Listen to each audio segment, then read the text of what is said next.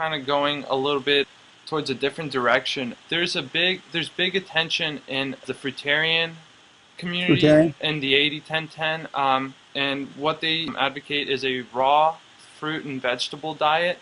And personally, I enjoy eating a ton of fruit and Sure. banana smoothies. But I was wondering if I could get your thoughts on if Right. this is a healthy. Oh, certainly it's better than the American diet. Yeah. Certainly it's an R10 trend toward a better diet. And certainly people like this because fruit tastes good because it's full of sugar. Sure. And when you blend something, when you grind it up, you release the simple sugars, so it tastes good. I mean, carrot juice tastes better than carrots. Yeah. But this is not the human diet. Now, you'll live on it. You'll live on more successfully than than you would on the Western diet for sure. The human diet is a starch-based diet. It always has been, always will be. You'll find me no populations of people throughout all of human history that lived on a raw diet or a fruit diet. I mean, Steve Jobs was a fruitarian for a short period of time.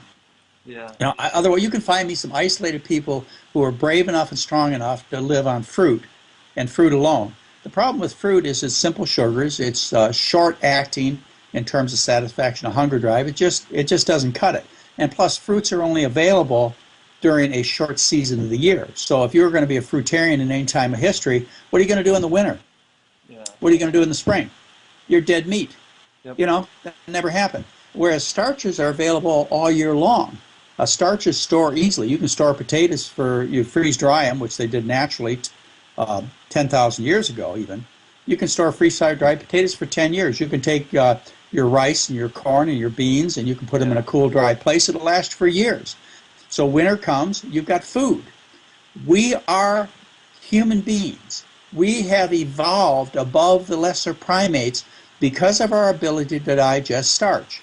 Gorillas and chimpanzees eat fruitarian diets with perishable vegetables. We are greater primates in a sense. Whatever. I don't want to get into any arguments, but we have evolved from chimpanzees and apes, and the key to that evolution has been that we were able to tap into a high energy source that was reliable all year long throughout the entire world, and that's starch. So hopefully your folks who are fruitarians and follow raw foods diets will do it only temporarily. As I say, it's not the worst thing in the world, but it's not a practical thing in terms of large numbers of people, in terms of sustainability, in terms of the best health you will get.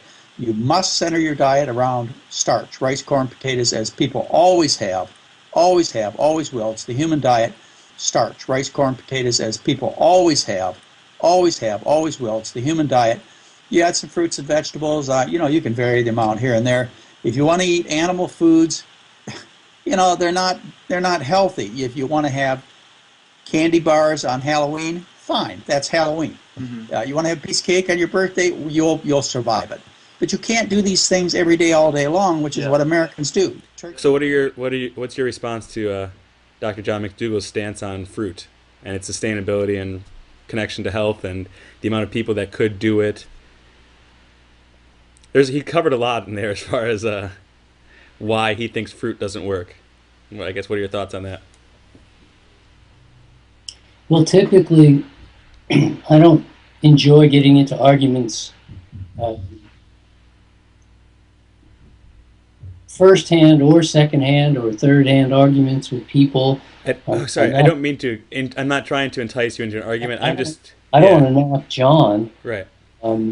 In any way. I don't agree with him that people were freeze-drying potatoes 10,000 years ago. I can't imagine how that would be possible. You need a vacuum in order to do freeze-drying. And I don't think people could create a vacuum 10,000 years ago. We just didn't have that technology. So I don't know how he came up with that idea.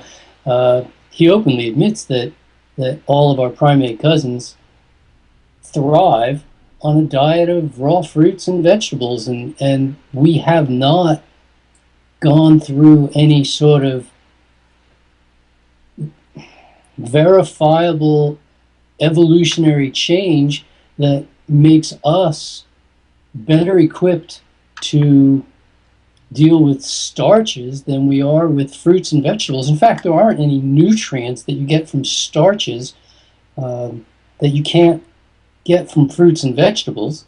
So they're not giving us anything different than what fruits and vegetables already give us.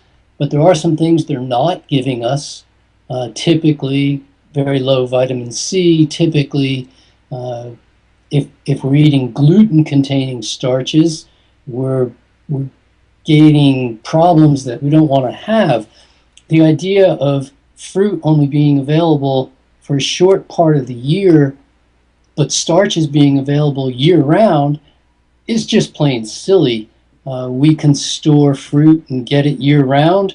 We can make it travel just like we make starches travel, but I mean, there's mangoes in my local grocery store every day of the year. There's oranges every day of the year. There's bananas every day of the year. There's lettuce and celery and cucumbers and tomatoes every day of the year. We have the technology to store fruits and vegetables, but we also have the ability to grow them and move them around the planet really efficiently these days. I've grown starchy foods. They're not, harvest time isn't all year round. And personally, if I grow sweet potatoes and harvest them in October, I don't really want to be eating those same sweet potatoes 9 or 10 months later when they're that old. I'd much rather have fresh fruit. Part of the beauty of eating what Dr. McDougall called perishable vegetables is that you know that they're fresh. They're fresh enough to eat. They haven't gone bad. You buy a box of cereal, you have no idea when that grain was harvested, how many years ago, but it does matter. Fresh is an issue, and everyone knows that fresh food is better for us than food that isn't fresh. So personally, I'm seeing better results on 80-10-10 than I ever did on a starch-based diet. And so I'm going with fruits and vegetables. What is your response to fruit being such a short-acting thing? I hear that a lot from the starch-based community, that fruit it's just simple sugars, whereas starch, we've got the complex. So can you explain this thing for the... I've already answered that in grain damage. I've answered it in the 80-10-10 diet. I've answered it in nutrition and athletic performance.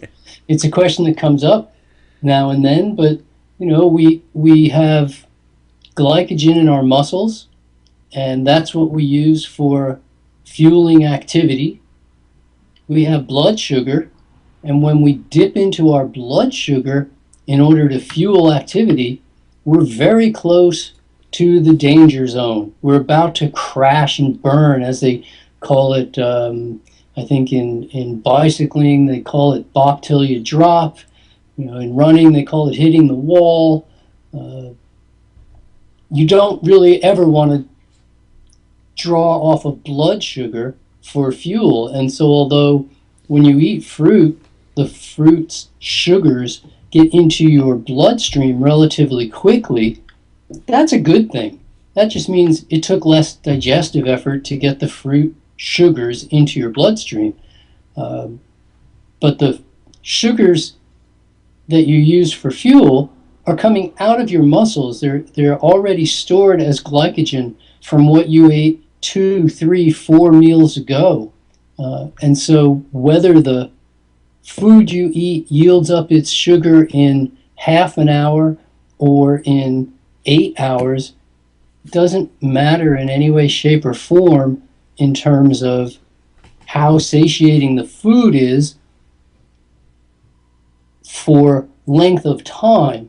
But it does matter in terms of satiation by the fact that when you eat fruit, your blood sugar levels rise, and this gives you a sense of satiation that is relatively rapid compared to that which comes from grains, which is why we see people eating grains in quantities that often we wonder, wow, how come you're eating so much grain? Where was the trigger to let you know that you'd had enough? And that's why we see a lot of people struggle with weight gain issues when they're eating a lot of grains. With 80-10-10 and this whole raw vegan thing, you can't find a population of people on Earth that have done this through history. So if it hasn't been done through history, what makes you think it's going to work now? What's your response to that history argument that you may have heard before? Well, I think that for the first couple of million years that humans wandered the planet, basically all they ate was raw fruits and vegetables, and then a little bit of this and that, whatever they happened to come across now and then if they got really lucky. But they weren't downing creatures. They didn't have the technology. They didn't have the hunting skills. It was way too dangerous. The anthropologists all agree that we were gathering, that we were mostly fruit eaters. The dental records show that we were mostly fruit eaters. I don't know how anybody could imagine that we got here now, several million years later, if there wasn't an early history of man thriving on fruits and vegetables, because that's all there was. They weren't farmers. They just picked food. They weren't cooking. They just picked food and ate it. What do you think? I mean, that's what they ate, was fruits and vegetables. That's what there was. That was what's available. And no, societies, this is true, societies where the poor work for the rich and the food is kept under lock and key. Well, it's easy to put starches under lock and key, much easier than it is fruits and vegetables. But that's a relatively recent development, a separate issue. As far as our history of eating fruits and vegetables, that's all we ate. That's all there was. It's real straightforward. We've just gone, the only difference now is that we've gone back to it because now technology allows that food to be available to us no matter where we live. You don't have to live within 1,000 miles of the equator in order to have a year-round supply of fruits and vegetables. So here I am living 2,500 miles north of the equator, and I can still get fruits and vegetables daily. No problem. Fresh food. Great response, Doug. So the history really does back it up when you look at it beyond the quote-unquote civilized society level. Yeah, if you go back more than 10 or 20,000 years, go back 100,000 years, go back 500,000 years, what do you think people were eating? It's a very simple equation, I think.